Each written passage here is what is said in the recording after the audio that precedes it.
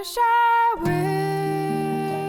my baby were born sitting on his papa's knee, and I, poor girl, were dead and gone, and the green, green grass growing over my feet. This is podcast episode 1 of Great Literature with Marianna and Joe. Episode 1 is As I Lay Dying by William Faulkner. William Faulkner. Which Faulkner is the way you pronounce it. What is it? How do you pronounce it? Faulkner. Because, okay, so here's a tidbit. Did you look up his name? Because I'm very interested in names, like the characters in the story also, but his name originally was spelled Falkner. Mm-hmm. I think it's probably Scottish extraction because they're from the South anyway. But one story anyway, is apparently that one of his first published works, if not the first one, the typesetter misspelled his word and he just misspelled his name and he just decided to leave it. Oh, really? I read a different version that people were saying it Faulkner or different ways with the soft A or that round AU, which I guess is the right way, and he changed his own name. I didn't hear that. I read he decided, like, I'm going to stick the U in there myself so people stop screwing it up. Well, there are two things I want to say about that. Number one, this guy has been analyzed to the nth degree. His books, his stories, himself, he's been just completely scrutinized, every detail. And the other thing is, in his past, during World War I, he went to Toronto to take flight training for the RAF, the Royal Air Force. And by the time he finished, there's one story, again, by the time he finished, the armistice had been declared, and so he never did fly in the war. Nevertheless, when he returned to Mississippi, he told war stories. He told about an injury he received, which is totally fraudulent. So I think he was a storyteller from the get-go. And that's, so I think the stories about his name change are probably debatable. Yeah, that sounds like, I remember reading something about Ernest Hemingway where he just like believed he was a soldier so much, or believed he was a general, that he was an ambulance driver for World War I maybe, and then World War II came and he's like, okay, I get to fulfill my legend. And he joined the military, and he had subordinates who believed him, but his superiors were like, you need to stop because you don't know what you're doing. And they had to like put him in his place. I believe it because, I hate to say this, but remember there was a story about Hillary Clinton who said when she left some war zone, they were firing on them when they ran across the tarmac. And that was totally untrue. And I think that sometimes, like Hemingway, these people get caught up in their own legends. And Faulkner in particular, I think he had something to live up to because he had a rather notorious great-grandfather. Did you read about him? William Clark Faulkner? No. Falkner. He was an officer in the Civil War, although he was demoted for bad behavior. But he was rather legendary. And if you've read any other Faulkner, there's a character that reappears called Colonel Sartoris that apparently is based on this great-grandfather.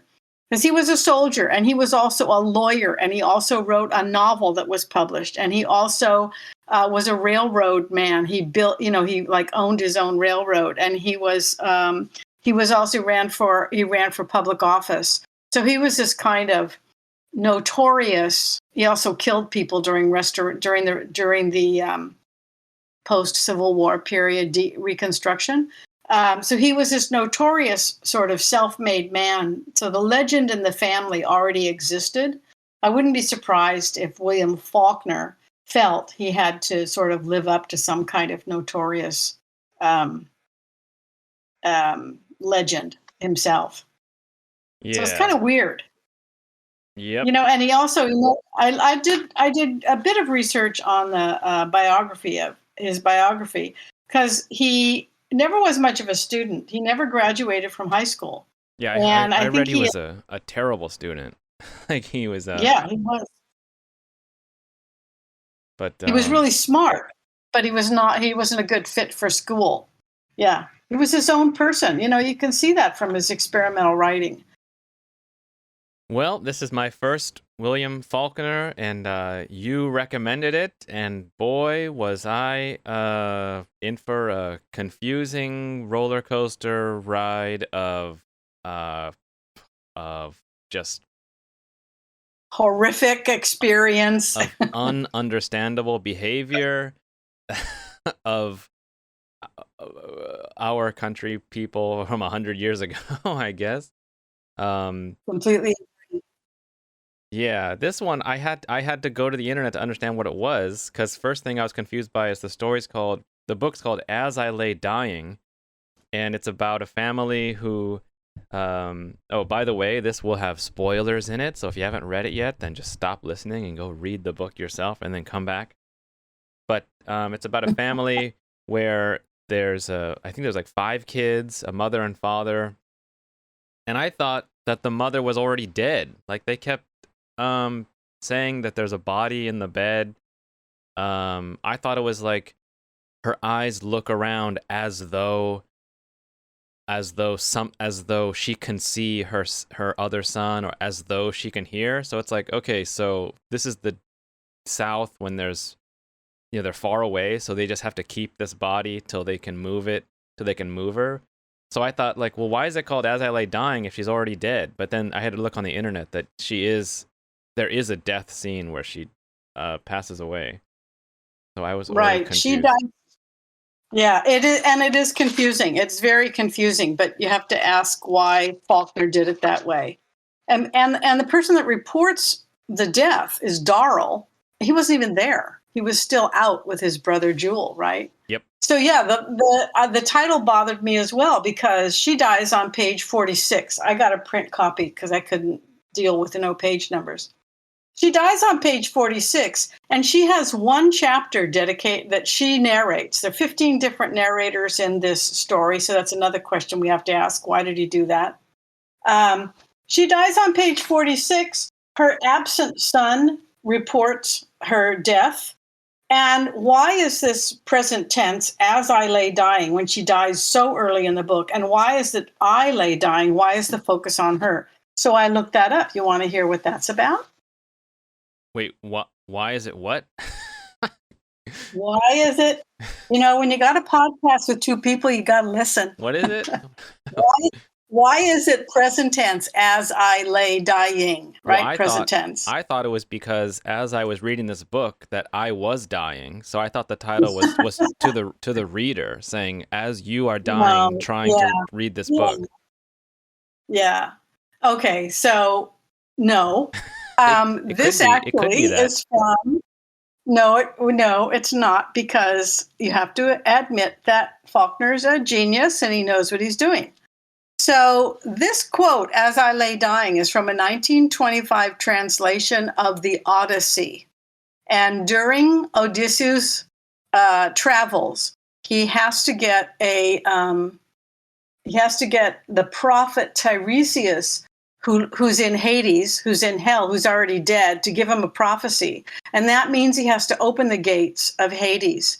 And out comes Agamemnon. Okay, Agamemnon, who was betrayed by his wife, Clytemnestra, with someone else, and they kill him. And Agamemnon reports to Odysseus, in this 1925 translation, as I lay dying, she wouldn't close my eyes. So that's big and bad. You have to have your eyes closed when you go to Hades. So immediately I thought, okay, this is disrespect for this body that they're lugging across the county to get to Jefferson. And that's what this is about, that the family is disrespectful. 9 days on the road, the body's smelling after a while, and it's disrespectful to the dead body. But kind of what it is, also, in addition to that, maybe, is this whole journey is Addie's revenge. She hated this family. She didn't want to be buried with them. She made her husband promise her after her second child to bury her with, quote, her family in Jefferson. She's the one that caused this whole journey. Now, granted, Ann's has his own agenda, absolutely, because when she dies, he says, oh, now I can finally get them teeth. But this is her revenge. She's disassociating herself from this family and making them go on this horrific journey as punishment for not being able to connect to them. That's interesting. You say it's revenge, because now it's occurring to me, maybe you suggesting me to read this book is your revenge on me as some kind of life. Now, I recommended this because it was a title that was, familiar to me. Sound and the Fury is familiar to me. As I Lay Dying, it's just a peculiar title. Don't you think? I thought it might be interesting. And everybody told me Faulkner's a genius. So, and just if this is my revenge, that's good. You're done. For our listeners' sake, if you want a summary of that, the title is a Greek reference. So there you go. Greek mythology reference. Now you said this was a horrendous, insane journey, but yes, I was there's a common thing on the internet with the literature geeks about theme and motif, and it seems like always the more words you can attach to it, the more lofty and elevated your opinion seems. Like, this book has many themes, like family and journey and perspective, and I'm like, okay, now we're just saying words that have to do with like any book, any story. So right, if I were to choose a theme for this one, it would be ineptitude of this family to try to accomplish this kind of not such a big deal trip that everybody around them is like, you can just borrow my horse, you can borrow my my wagon, you can borrow my mule, like it's not that big a deal. Like, so if all these farmers, their livelihood is their animals, and this family, what are they even called? They're called Bundren. Yeah, the Bundrens. They have a crisis. They're like, dude, just take my ride, not that far. Or I think one of them even says like, I'll go with you too, or something like that, or I don't even know. It might reference the Odyssey as this crazy journey, but I thought it was this like easy one that they just totally screwed up and had bad luck on all the way. Well, they had bad luck, but don't forget that they just had this huge storm, and so all the bridges were out to cross all these rivers.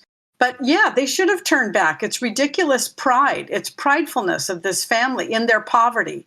It's this, I told Anna, I was trying to think of a apt metaphor for this family, and I couldn't think of one because they're so horrible. And so she told me what the metaphor is for this family. They're a dumpster fire.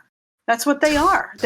Or Hillary Clinton. They're a basket of deplorables, right? They're a dumpster. They're a bag full of snakes. That's what they are. Well, they're horrible. The only bad one is the dad. I mean, he's the most inept of them all, who they just have to listen to. And the rest of them. But why do they? Why do they have to listen to him? They could overrule him. They don't have to. They're adults. They're adult sons. Why do they have to do what he said? They know he's inept. They know he's got this imaginary illness that he makes up called the sweat disease, so he doesn't have to work. Yeah, they know he's full of shit. They're all not equipped to, go against him democratically. So they just they just do it. But then we don't got to the end, but yeah, like, who are the kids? The characters are, the dad is Ants, which is, I thought was almost one letter off from just being the name Ass. His name was. Yep. And then there's Darrell, but I always read it as Daryl, because I'm like, what the hell kind of name is Darrell? Well, I think it's supposed to connect to darling. And I think, yeah, these names are stupid also. They're dumb. I mean, Vardaman. I Yeah, mean, please. what What is is that that? name? Dewey Dell? What does that mean? I didn't look all of those up, but they're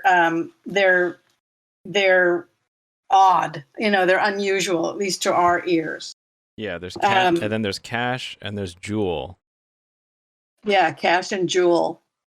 Yeah, who Um, names their kid Cash? What's that? there's then it was confusing because I thought other characters were family members too, like Cora and Eula and Kate, and then No. yeah, and then there's Vernon and then Mr. Tull, and then later you realize Vernon and Mr. Tull are the same person. So, Right. So it's deliberately obtuse. It's deliberately confusing. So I don't know if this was Faulkner's idea, but I think it really engages the reader because the reader's got to figure out what the hell is going on? Who are these people? So now you know that Vernon Tull and Cora Tull, they're neighbors, and they have those two daughters, Kate and Eula, another fabulous name. And they're in everybody's business. It's a small country town, so everybody knows everything about everybody. And everybody's got their own agenda. So I think this multiple narrator thing, this multiple point of view thing, it makes the reader engage and try to figure out what's going on with these characters. Could you imagine if there was one narrator? I mean, who would you choose? Would you choose ants? Oh my God, it would just be all bemoaning. It would just be horrible. I wouldn't even choose Darl because he narrates stuff that's not even there. And Jewel can barely talk. He's hardly articulate because he's so angry. who would I choose? You wouldn't No, choose leave it to anybody. me. You can't. None of them. They're not tolerable. They're not truth tellers. So They all have their own agenda. all right, well, let's get into the story. So I went back to the beginning, and I thought the opening scene had some kind of gravitas, as we say in the literature podcast business, where the two brothers are walking up from the cotton fields, and one brother they're walking towards the house, and one brother goes around a gathering building, I guess where all the workers put their cotton. He goes around it as a normal human would do, and the older brother or younger brother, I don't know, Jewel, Younger. he steps through the building, through a window, walks through it, and then walks to the other side of the building through a window and is ahead of Daryl or Darl. Mm-hmm. So Mm-hmm. I'm like, what? Does that supposed to mean something? It means he's different, as we find out later. Mm-hmm. Right. Oh, and he's like, does his own thing. So that's Yep. good. So And direct. Let's take the course, the shortest distance from A to B is a straight line. So that's another thing about Jewel that's true. Darl is more sensitive. He goes around the building. He's got respect for like institutions, maybe. But Jewel, not only does he go through the building, he goes through the windows of the building. Not to mention that the windows are out or gone, or there's a window enough that he can walk through. But yeah, he's direct and is his own guy, and is going to come out ahead of Darl in the end, and all those things. Yeah, I think you're right. That first scene does have some gravitas, as we say in the trade, and I think you nailed it pretty good. Yeah, I don't think Jewel's that bad. I thought maybe he could be the best one. Jewel can barely talk. He's completely inarticulate because he's so angry all the time. Yeah, well, I think he's outraged from how just they're talking about the whole dilemma is she's alive, and the kids, they have to make money, and that's why they have so many kids, I guess. And so everyone points out like, she's gonna, even the neighbor, Mr. Tull, says like, she'll be all right. She's gonna come back. She's not even dying. So you can go deliver another load of cotton or something, and then you'll be back in time, and boom, then you'll be together again. And they all know the kids know and the father knows. Yeah, she's out of here. Like she's definitely gonna be dead. And the dad's like, but man, maybe you should just go anyway, cause who cares? So that's why he's so angry. And Daryl is like, Jewel? yeah, Jewel is like, what are we even talking about? Why is freaking Cash just hammering away building the coffin right next to her window? Like, what in the world is that? That's what Jewel's thinking. Not only that, he's showing up every board for her to inspect. How weird is that? So Ants and Vernon have that conversation about. Vernon talks about some other woman, his mother or something like that, who just decided she was going to die, and she laid down in the bed and she died. And it seems that Addie is doing the same thing. Like she's got control over this. It's very strange. And just to make their life more miserable, she dies while they're out with the wagon. I think that was Ants' mom. I think that's why he has such a strong feeling that this is game over for Addie. Because I think it was his mom who just worked at every day of her life and just said, I'm tired. Yeah, I'm gonna lie down, and then she died. I thought it was Vernon's mom, but okay. I thought that was funny too, because in the Grapes of Wrath, when in that book, spoiler, the old people die on the road there, and they keep mentioning that, oh, she's tarred out. She's tarred. TAR''D. She's just, I think she's tarred out. And every time they'd say that, it's like, that might be a euphemism for like, almost, I don't know, in pretty close to big trouble. So I thought that was a similar language. They do refer to them as being tired, and I think even the doctor says, "Oh well, Ants just finally wore her out, huh?" So they're just dirt poor, and working to the bone. They're hard scrabble, and generally, in American literature, we're supposed to feel some sympathy. One of the websites that I kept reading, they talked about pathos, which of course is like you have pity for them. You have some kind of feeling of, oh, these poor guys for them. But I didn't throughout the whole thing, because it's their own stupidity that caused this problem. All they needed to do is bury her there. And it's just ridiculous. I think that if Jewel had been in charge, they could have done it. I think that if the leaders were switched to Jewel and Cash, they could have done it. Yeah. Like I just think it was just the kids. I think the end of the book is the like kind of comedic ending where I won't spoil it yet, but where they realize like, oh my god, like I know more than this guy. It's like the paterfamilias. Oh brother, where art thou reference. Absolutely. And it's sort of like, here we go again. What are we going to stick with this guy longer? The most tragic part of the book, I felt, was apparently Darl served in the First World War. There's a hint that maybe he had PTSD, maybe, but the tragic part is that he came back to that family. I mean, he should have just kept going. I didn't catch that part. I didn't. Daryl was the most like what? The most like just formless. Like, is he actually I even thought he was like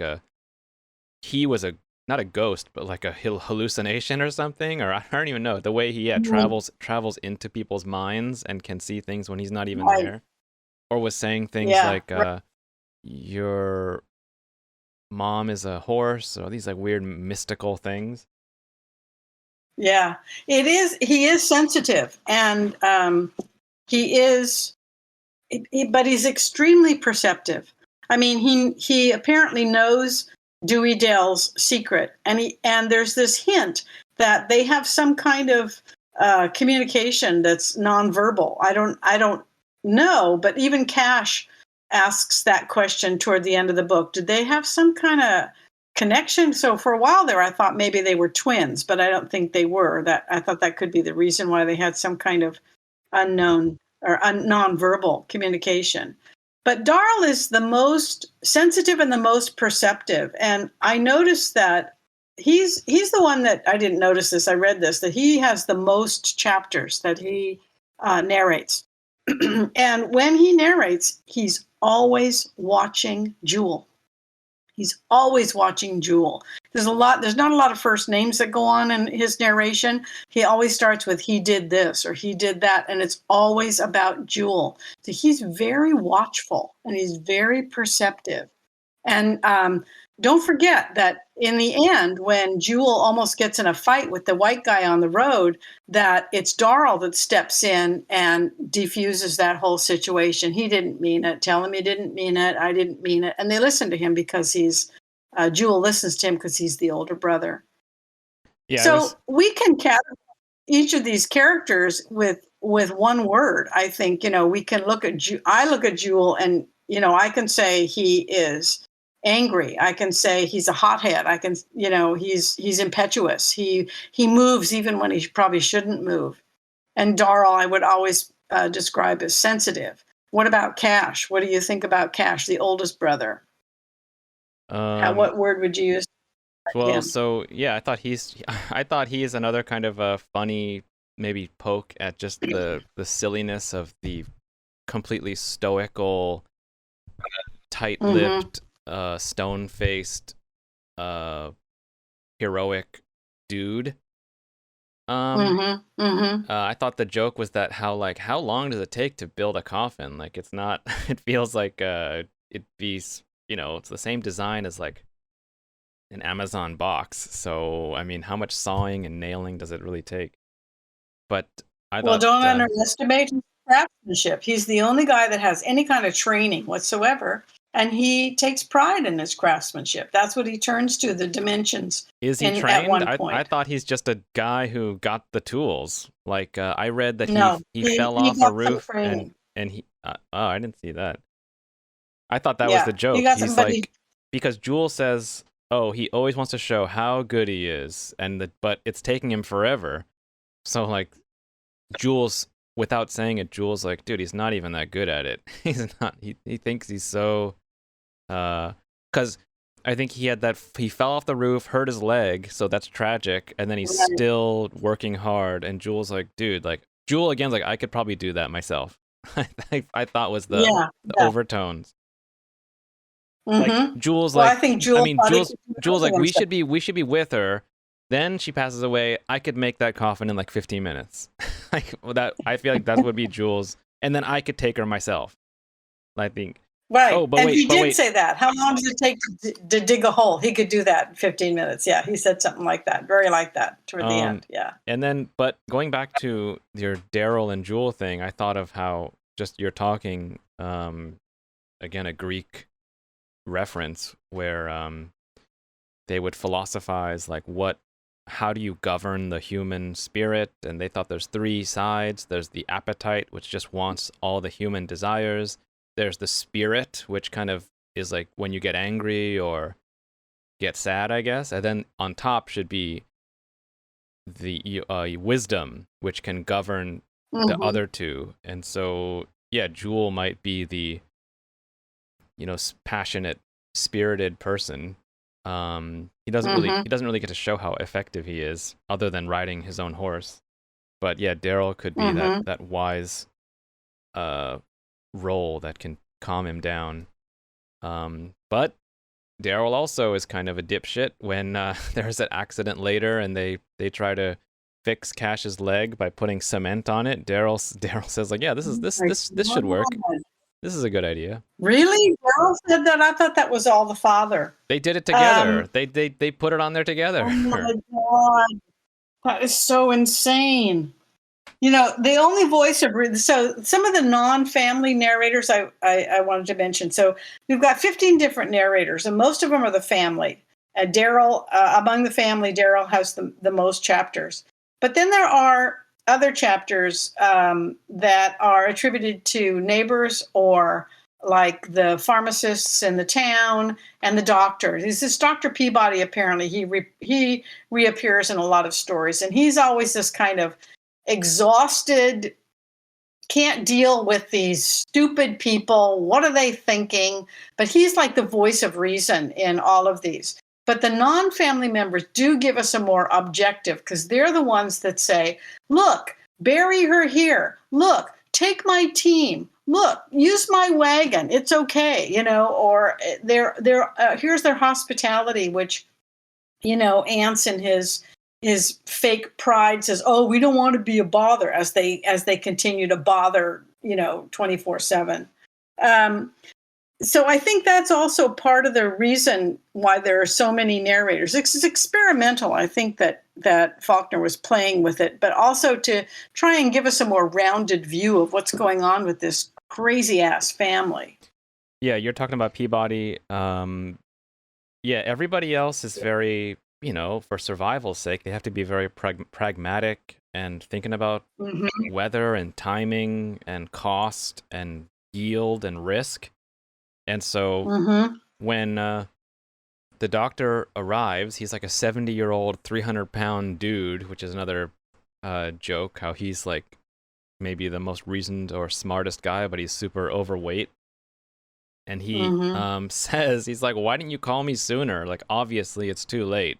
What she's got, it's right. I can't help this.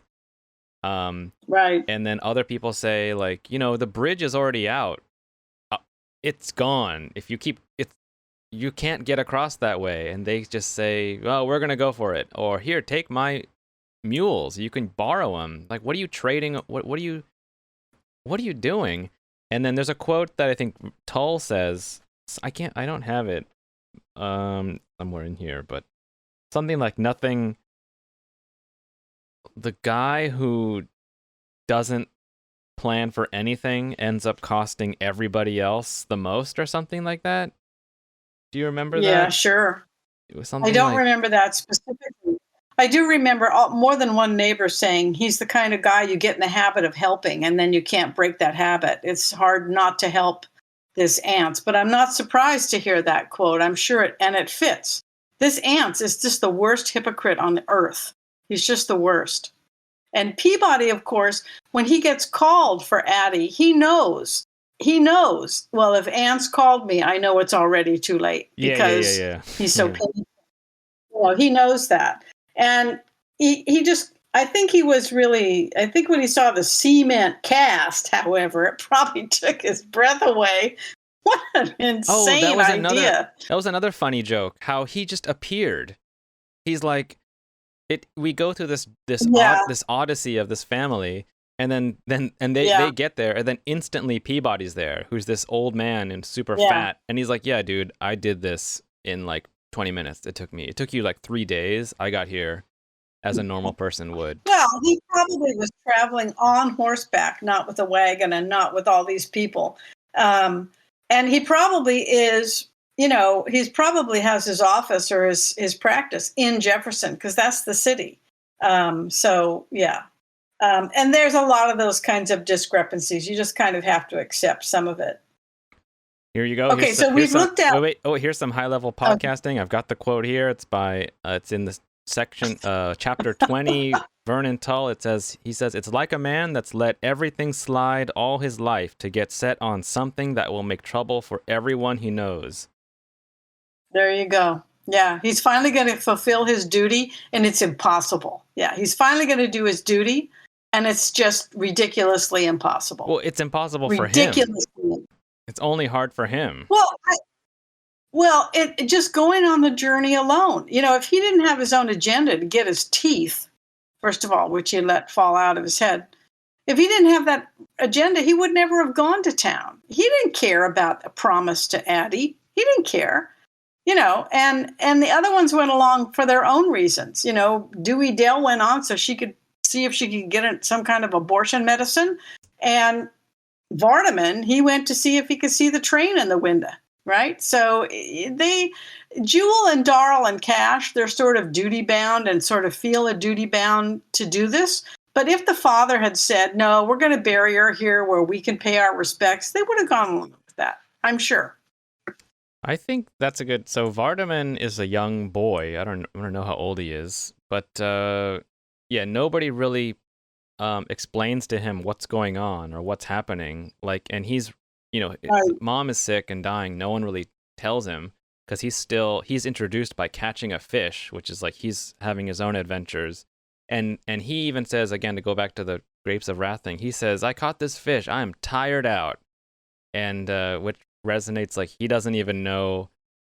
I mean, yeah, we say that expression, but if tired out means like your life is like over, like you've just worked yourself to death, that it shows he's just a boy who doesn't know about what's about to hit, what's about to T-bone his life, just crash into him when he realizes that she's dead.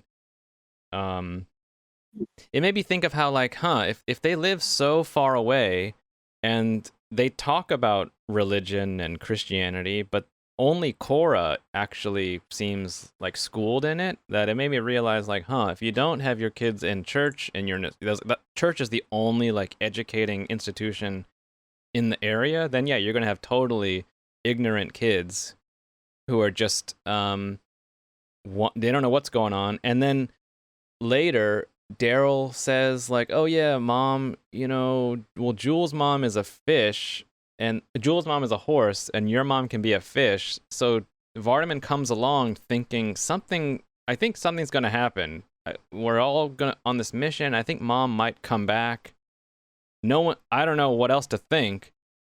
So that's what I thought, that he is just totally in ignorance, coming along, hoping for the best, like as a child like does. That mom has gone away before, and then she came back, but he doesn't really know what like death even is.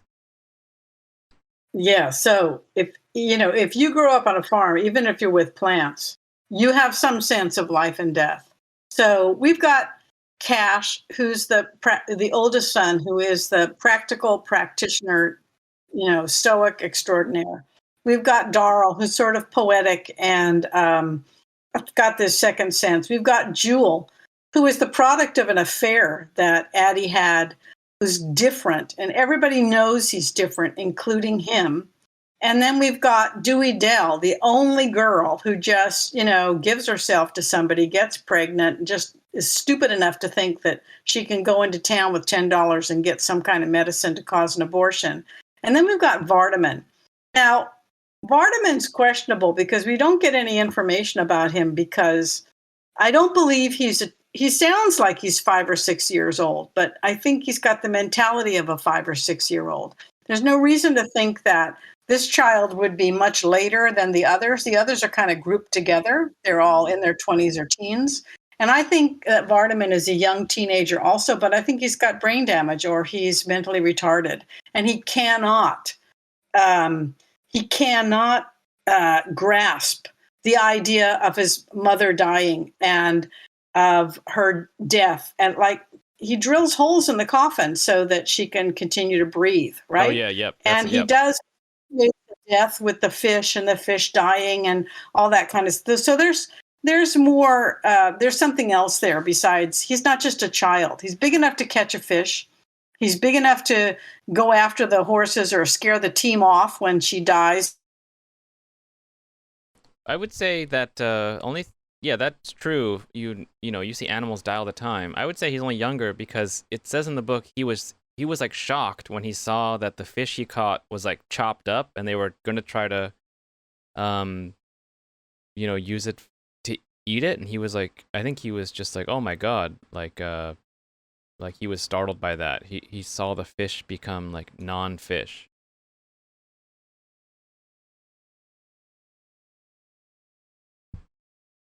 Mindedness. Nope. So you disconnected and now you're back on again. I thought you disconnected. That must have been a little thing in the internet. Okay. So I just kind of talked about what I thought Vardaman's role here is, just to point out and highlight the ignorance of this entire family. I mean, like, we look at the two parents, Addie and Ance, and Addie must have had some kind of training. This is 1930 after all. She must have had some kind of training to be a teacher. But she hated her students. She would whip them. She would hate them. And she didn't like her family. She didn't want to be buried around them. She wanted to be buried with her, her own family, even though they're all dead. And then we've got Ants, who's this crafty. He depends on craft because he has he doesn't have any intellectual properties, but he's got, that kind of basic intelligence where he depends on guile and craft and pretending this and that, and depending on his hypocrisy to get what he wants. It's just really, apparently in The Sound and the Fury, Faulkner blasts the aristocracy, and in this book he blasts the poor, because part of the American culture is to applaud the underdog. Oh, they're poor, but they're proud, right? And so Ants acts that way. We don't want to be a bother. We can make do. We've got our own. But really, he's constantly borrowing. He's constantly not making do. He steals money from his own children. So he's got no integrity whatsoever. He's the worst of the worst, as far as I'm concerned. Yeah, I think that's where he's the worst, and the kids are just kind of, they're results of they're the result. They're influenced near him. by him. Yeah. So because that initial scene, should we take the wagon or not? Addie's not dead yet. I don't know. I don't want her to die. I told her I'd take her to Jefferson. Well, and the two boys, Jewel and Darl, are waiting for him to make a decision. He finally makes a decision. Oh, yeah. What happens? She dies, and then he says, "Those darn boys." He blames them. He's constantly out blaming. Yes. There's another quote where something he can't decide. I forget, but he won't decide. He's not that he can't decide. Sometimes people think that, he's so indecisive. Well, he's indecisive for a reason. He doesn't want any responsibility. He wants to be able to shift blame. Yes. So there was one thing. Oh, one thing is that, the affair with Addie hooks up with the pastor, or not priest, maybe like reverend or something, some local regular level. Yeah. I don't know if he's an official, church. Well, I don't know. I remember the word, like, maybe it was pastor, because pastor means, you have a congregation. But Cora does not like Jewel, and if that's a secret, I wonder if that's supposed to mean Cora, in all of her religiosity, can sense that he is just sin in the flesh, walking around. I think what Faulkner's doing here by making the preacher part of the adulterous affair, and Cora, completely misinterpreting the relationships between the children and their mother. I think Jewel is, he constantly, even though he's angry all the time, he's angry because he's different, but he's devoted to his mother. He's the one that saves her from the river. He's the one that saves her coffin from the fire. And he's the one that wants it to be respectful, right? So I think that he did love her. If we can use that word love, which is, I don't see it used anywhere else in the story. I don't see it evident in any part of the story. So I think she just completely misinterprets the relationships between the people because she's so hard and fast and judgy Christian. And I think that's what Faulkner's saying. Here's the preacher who's a complete hypocrite having a adulterous affair, and then Scootin', he's gone, and here's Cora misinterpreting everything. Another funny part was that preacher got his own chapter, where once, I guess, he realized she was dead, it's time to come clean and admit. Yeah. And he shows up. He goes, okay, time to absolve my own sin. I'm gonna do what I preach. What I preach, I'm gonna do.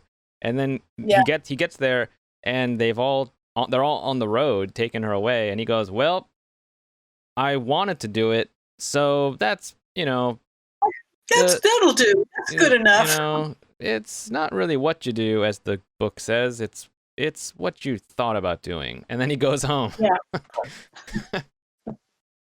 Yeah, it's that hypocrisy. So I think these moments of humor, like with the other pharmacist who says to Dewey Dale, yeah, I can cure you. Here, drink this and then come back at 10 o'clock for the cure, for the rest of the cure.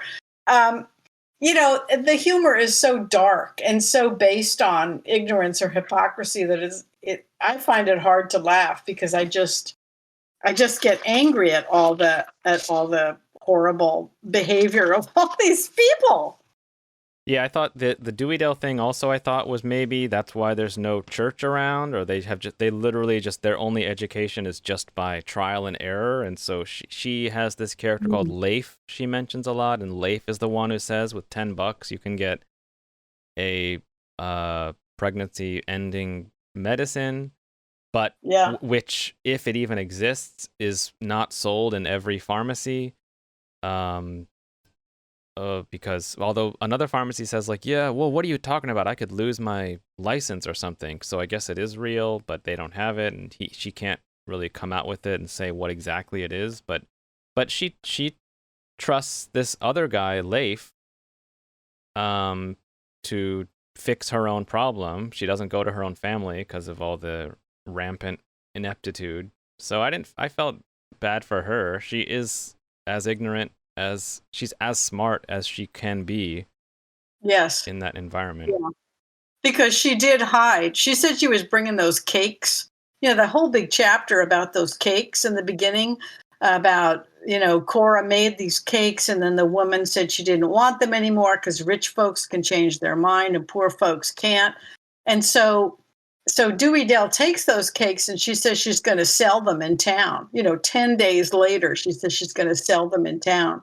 Well, and that's what she had on. She had this bundle on her lap that she said was the cakes, but in fact, it was just her good clothes because she was going into town. She wanted to dress up for the pharmacist. So she's just as crafty as Ance is. Ance is going to town to get new teeth. She's going to get some medicine that'll induce an abortion. And she lied about, what she had on her lap and the cakes and all that kind of stuff. And she's just so ignorant. She can't even say that it's medicine to induce an abortion. She just says, well, here, he gave me $10. He said, you could take care of it. You could take care of it, Leif said. It's just one tragedy after another. And with all these kids, it's just going to be perpetuated. So maybe that's what Vardaman is doing. Maybe Vardaman is the last of the line, is just, that's what they're all going to be from now on. So one of the big scenes is they're deciding to go. They all know it's going to rain. Roads are going to be bad. I think the worst they think is the roads are going to be bad. So no, the bridges get washed out. It's huge. Yeah. Before they even leave, they think it's going to rain. It's going to rain. Think of the roads, and then it winds up being way worse than anybody imagined. Where 100-year-old bridge gets just destroyed. And one guy said, the locals say like, oh, that thing was built in 180 blah blah, and I've never seen anyone have to fix it. So it got just blown up by this biblical storm. Mm-hmm. So then they I don't even know how it happens, because they go, then they back up, then they go again, and so anyway, I want to jump to they crash at this place in this barn. And a neighbor's like, you can come in the house, you can eat my food. Like, what are you even doing? And they said, no, what's the word he says? We'll carry on, or we have food. No, we'll make do, or I forget what he says, what words is. We'll make out or something. He says about, don't begrudge her this trip. I don't begrudge her. That's a phrase that he uses again. And I think it's something like, we'll make do. We'll make do with what we have. Yeah. Yeah. He's prideful in his poverty. And then for whatever reason, Daryl sets the barn on fire. Like, what the hell is that? Well, why do you think Daryl set the barn on fire? I have no idea. Oh, I think I know. I think he's the sensitive one. And he said, this has gone on long enough. He's going to cremate her.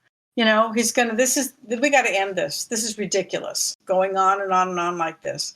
He sets the barn on fire he moves her into the barn, sets the barn on fire to end this journey, this fiasco, this absurd trek to bury her in Jefferson. But that seems so like insane because the barn is like a barn is like, I want to even say that what is a barn? It's like It's where animals are kept. So yeah, they have to get the horse and the donkey and something else and a cow out of the barn. It's he didn't think ahead. He set the barn on fire and hoping that his mother would get burned up in that fire. I got it. So right? I think in those days a barn is like if your job is like a huge modern day fisherman, like you have to take this boat out there and catch as many fish as you can. That's like blowing up someone's entire boat. Livelihood. That's just like, dude, we might die now because you know how much effort it takes to build a barn and how much money and the resources. So I was like, what are you like? What the hell? Yeah, and the animals inside. Yep. He didn't think this through, right? It's something that Jewel would do, but Jewel is the one that saves her. I don't know. Yeah, he should have let her go. He and Cash are the pragmatic ones. That's why I think if they led the group, it would be done. Even Jewel by himself, it would easily. Like once Daryl starts going off the rails, you're like, what the hell? And so what does this lead to when they get to town? Because he's burned the barn. What happens to Daryl? Well, I gotta. Oh yeah, go ahead. He gets committed. They think he's crazy. And even Cash kind of reasons it out. I understand why he did it, but at the same time, you can't burn somebody's barn. That's their whole livelihood. You can't do that. So, he comes down on the side of the law against Darl, and Darl is taken off, to the loony bin, laughing all the way, just because of the absurdity of the situation. I think. Well, I don't think he went insane from this process. No, I think it was just Faulkner's just like, I don't know, whatever, and just has this happen. And so it's no. Don't think that. Don't Yeah, think that authors are not more careful than that. I think that, he reached like a tipping point. Can you wrap your brain around, can you accommodate that idea? Well, I can't imagine a person doing that. Like, oh, my family's so crazy, I'm gonna just go crazy myself. Like, well, what? did he? And I don't think he did go crazy because it was a rational act. And even Cash says that the it's not so much that his behavior is crazy, it's just as other people see it as crazy. And because he destroyed someone's livelihood, that is the problem. If he had been able to put her in a field somewhere and light her on fire, then it would have been okay. It would have been done.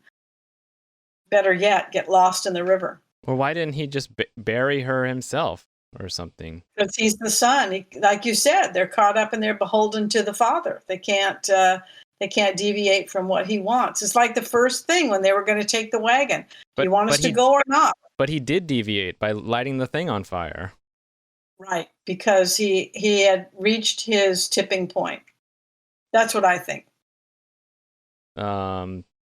So then we find out that they need. Oh yeah, then there's the dramatic river scene where they try to ford the river, which is nostalgic of the Oregon Trail, this old computer game where one of the most frustrating parts is crossing a river. Yeah, it reminded me of Lonesome Dove. Yeah, and that's where you can game over right there. And of course, they try to, some people go across by the broken bridge, and then the three brothers just go for it in the wagon, and it just goes to hell. Right. And their mules die, yep. and they lose all the tools, but they get them back, and then Cash's leg, maybe his other leg, maybe the same leg, I don't know, gets broken. Same leg gets broken. Yeah. And did you catch the overtones of Madame Bovary, how they tried to just rig up his leg and this bright idea of just casting cement on it and just this I heard this works, so we'll just go for it as the No, I don't know anything about Madame Bovary. What's that? Oh, you don't I know that know one? that they like tied it up, but no, I don't know that. Go ahead. There's in Madame Bovary, spoiler alert, there's the main Mr. Bovary is a doctor who's just fine with just helping people and just having a normal life, but Madame Bovary wants more excitement and more like elevation of status. So she reads in some magazine, or maybe someone else reads that you can cure genetic dysfunction of a leg, like a limp or something that's just like you can walk, but it's with a hardship. And so so they order this box that'll just straighten your leg out by clamping it on there and just tightening stuff that'll just force the bones, like kind of like whatever. Forrest Gump. Yeah, braces on your teeth that will just force your teeth to resettle. So they do that, and then of course it goes wrong, and they have to like amputate the guy's leg. And Mr. Bovary was right. Like, I think you have mobility already, but he gets pressured into it. So the Bundren family, they put cement on his leg. Oh, and they actually, I looked this up. There's another character called Billy Bob or somebody, and who they call to help Cash, and he's actually a horse doctor. So he they got a vet, yeah. He sets the bone, and then they use cement, and everybody is shocked. I'm like, what in the hell are you thinking? I know. It's just it's just the proliferation of the ignorance is just astonishing and astounding. Absolutely. Yep. It's just a travesty that this man not only gets himself to town under false pretenses, not only gets his teeth at the end, but a new wife and a gramophone to boot. And a shave and a haircut, by the way. Just obscene. Yep. So they get to the town finally. Vardaman has a win. I think he's eating bananas. Yes. Which was referenced before, like, hey, that's like maybe candy of the day. Yeah. The dad swipes some money, goes and haggles his way into a new wife who fully becomes Mrs. Bundren Part 2. Yep. And they're all just like baffled. And then the end, and the story. Oh yeah, and he's got his new teeth that he longs for from the beginning. To eat the Lord's victuals as God intended. He wanted new teeth. I know this calling on God is this really the most revolting part of this father. That he's quote unquote living this kind of Christian life by the way that he lives. I don't begrudge her this wish, and I'm devoted to her, and eat the Lord's victuals, and that. And if the man ever went to church, I'd like to know when. And if he ever were a believer in anybody but himself, I'd like to know who. So it's just obscene that, and the only reason, by the way, that Darl gets picked up and committed is because if he weren't declared insane, then this Simons, I think their name is, whose barn Darl burned, they would sue the family. So it's strictly financial.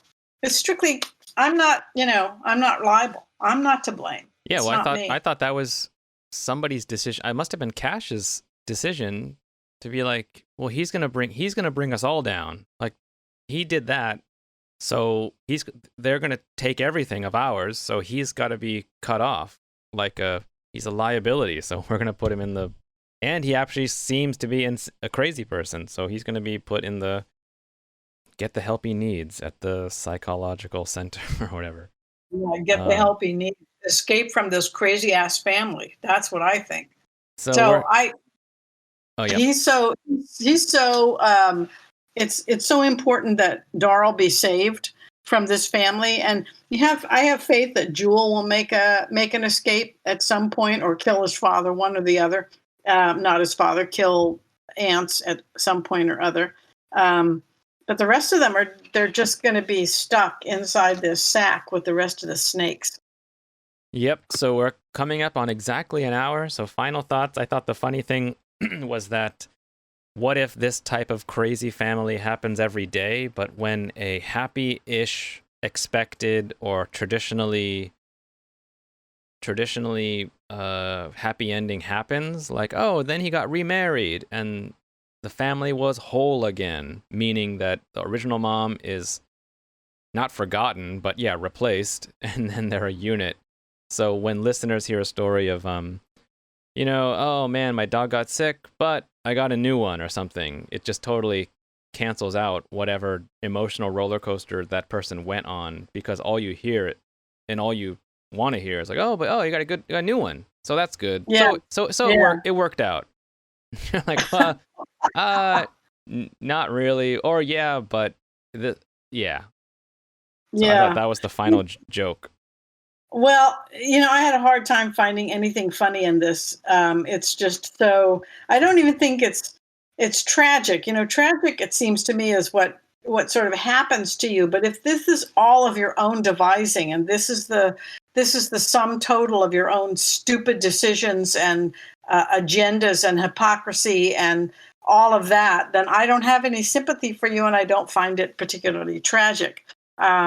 I think it's a horrible situation that I don't find funny, and I'll probably never read any Faulkner again, ever in my entire life. Not that I have that much life left, but ever again. Well, there's 2 more to go. Oh, another funny thing I just remembered is that I had to confirm this on the internet, where they crash at somebody else's house, and they say, you can sleep in our house, eat our food. They go, no, we'll stay in the barn, and we'll make out. We'll eat what we got. And then that guy goes into his house, and his wife he's catching hell from his wife, and because that guy's wife is saying, "Oh my God, it's just outrageous! Like she's already 10 days past, and they're trying to do this journey, and they won't even come in, and they're sleeping on the barn. Like what? And the husband, the writing was like, wait, what do you do? And actually, what he does is the next morning he just stays in the house and waits for them to go away because he doesn't want to. He doesn't want to deal with them. And I thought of that, how sometimes, when people have like crashed with me, maybe in like college time or something like that, you just like want them to just get out of here, just get out of here on your own and not deal with them again. Right. And, he's just a way station, and Addie's smelling up the town. Come on, let's get real about this. And part of the reason why it's so outrageous is that they didn't put her in the ground, which they feel is more respectful. And by the way, if you think I'm going to read Absalom, and Sound and the Fury, think again. We have to choose another author, because I'm not going to read any more of him. It's too depressing. I can't believe you haven't read Madame Bovary. That's like I've read that like maybe 3 times. Well, do you want to read it again? We could read that again. Do you want to stick? I don't know. We'll have to find out. Wait for next episode of the Literature podcast with Marianna and Joe. Signing off. Or you could sign off. You should sign off too. Okay, signing off. Bye-bye. The day will come.